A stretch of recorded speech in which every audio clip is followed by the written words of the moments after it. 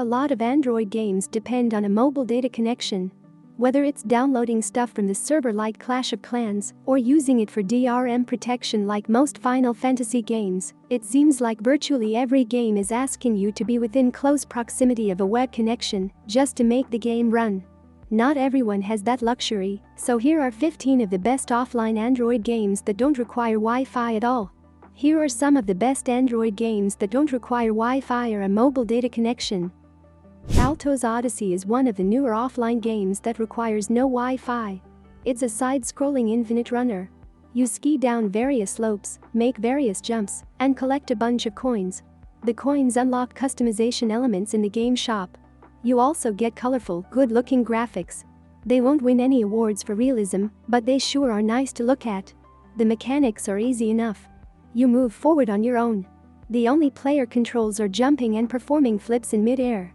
The game is free, although it does have advertising. You can pay to remove the ads or buy coins to unlock customization elements. It's one of the most popular offline Android games. The Battle of Polytopia is a turn-based strategy game. It plays like you would expect a game like this to play. You try to control the map, defeat opponents, upgrade your technology, and explore new areas. The game includes single and multiplayer modes, and both are available offline. Additionally, there are a few other game modes, a variety of actions you can take, a leaderboard with top scores, and randomly generated maps to make each restart a new experience. There are in-app purchases, but it's basically just DLC content. Players generally have a few complaints here and there, but generally speaking, the game is well received and quite fun. Bloons TD6 is the latest entrant in the classic tower defense franchise. It plays a lot like its predecessors. You set up towers along a road and defeat bad guys as they approach. The game features 20 maps, 5 levels of upgrades, heroes, and 19 towers with 3 upgrade paths each. You also get a rich meta with plenty of individual tower upgrades for certain situations. Finally, players get multiple difficulties and a few different game modes. Of course, the game is playable offline. It runs for $4.99 with some additional in-app purchases. It's easily one of the top 2 best tower defense releases from 2018. Crossy Road is one of the most popular mobile games. It's basically the Frogger of the mobile gaming generation. You guide a chicken across the road, streams, and around various obstacles. The game features over 150 collectible characters, local and online multiplayer, when you play online anyway, offline support, Android TV support, and more. It's a family-friendly game that is free to play. The in-app purchases are mostly for cosmetic stuff that doesn't affect the game. Dead Cells is a Rogovania. It features an interconnected world and non-linear gameplay so you can explore as you choose. There is also the threat of permadeath along with fun hack-and-slash mechanics and some platforming as well. Additionally, the game features 2 modes, auto hit and regular, custom controls, external controller support, and full offline support. Dead Cells is one of the more difficult games on the list, but goodness is it fun. Square Enix re-released every early Final Fantasy game in the form of a pixel remaster. You can get Final Fantasies I, II, III, IV, V, and Vi. They come with remastered 2D pixel art, remastered soundtracks, and remastered special effects. There are some minor flubs here and there, like a lack of controller support, but Square Enix makes up for it by letting you play the game offline. The original mobile ports were a lot less liberal about such things. In terms of complaints, they are few, but present. The games could definitely use some controller support. Additionally, some color palettes didn't get updated, so some enemies look old, while everything else on the screen looks new. It's small stuff, but it's $17.99 for each game. We think you should know about the small stuff too. Grid Autosport is one of the newest racing games, and it has offline support. In addition, it has full controller support, a metric ton of content to unlock, and a ton of races to play through. The game is a full port of the PlayStation 3 and Xbox 360 version, with all of the DLC included for the $9.99 price tag. You also get a bunch of race types, excellent graphics, and above-average gameplay. There isn't a lot wrong with this one, and it's one of the few good racing games for mobile with controller support, as well as offline support. Iron Marines Invasion is the latest game from Ironhide Games, the developers of the Iron Marines and Kingdom Rush franchises. This one is a strategy game where you explore the game maps, fight bad guys, and complete each story mission. You'll face big armies, boss fights, and more. You'll also get heroes and boosts to help pave your way to victory. The game is pretty decent and doesn't use the same tower defense mechanics of the developers' earlier games.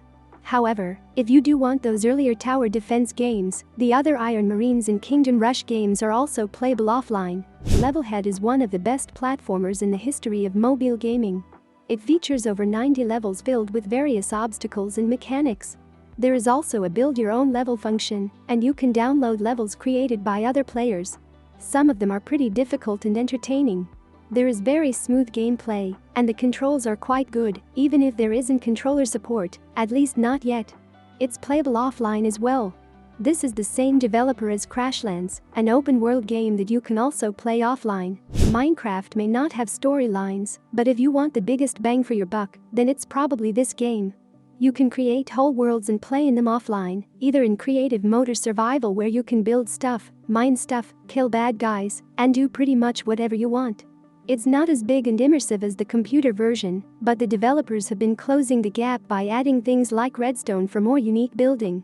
It's $6.99 with in-app purchases. The extra purchases are for player skins. Those who like the idea of Minecraft but want a different experience, Terraria is also an offline game with similar mechanics. Pocket City is a lot like SimCity. It's a city builder sim that acts basically the same way. You build roads, buildings, and basically everything else a city needs. Players frequently deal with good things like parties or bad things like massive fires. You have to make sure to achieve good balance in order to make money, level up, unlock more buildings, and unlock more land. The free version contains the base game with advertising. The premium version adds more features, a sandbox mode, and it removes advertising. This is one of the best city builders on Google Play, and it's not only playable offline, but has no in-app purchases either. Score. Reigns is a franchise of simple card games. You play as a ruler and you get cards. Each card gives you an option. You swipe left to agree or swipe right to disagree. The decision you make either gets you to the next stage or kills you and ends your reign. There are 3 total games in the series. The first features a king, the second a queen, and the third game features Game of Thrones characters instead of a nameless ruler. You really can't go wrong with any of them. The mechanics are the same across all 3 games minus some minor differences. They are all playable offline as well, and they are all available for free on Google Play Pass. The Room is a series of outstanding puzzle games. They all have deep puzzles, outstanding graphics, and arcane storylines. The first 3 games feature puzzles strewn about a room. You solve them to escape the room. The 4th game takes place in a dollhouse, and that's a fun little experience. The earlier games are a little shorter, but multiple endings in the later games help replay value and game length. You can play any of them offline. However, you can't use the cloud saving feature in the Room 3 and the Room Old Sins while offline. They are also relatively inexpensive, have no in-app purchases, and have no advertising. Stardew Valley is one of the truly excellent games of the last couple of years. It features both offline support as well as controller support, if you want those 2 features. The game is a farming simulator with some RPG elements. You plant stuff, fish, engage with the local town, and restore your farm to greatness. The charming retro graphics work well for this title, and it hits all of the marks, especially considering it's a PC port. This game is also available for Google Play Pass members for free. Streets of Rage 4 is a mobile port of the 2020 console and PC version of the game. It launched in 2022 and has been generally praised so far. The port has every mission from the original game along with each character. There is also a story mode, a training mode, and an arcade mode, so there are a few different things to do. In terms of gameplay, it's classic arcade beat 'em up. You walk around the level, beat up bad guys, attempt to avoid taking damage, and fight bosses. In addition to the main game, there is a DLC available that adds 3 new playable characters, a survival mode, and more. This is a modern take on a classic genre, and there really isn't much wrong with it. Thanks for watching, and I hope this video was helpful.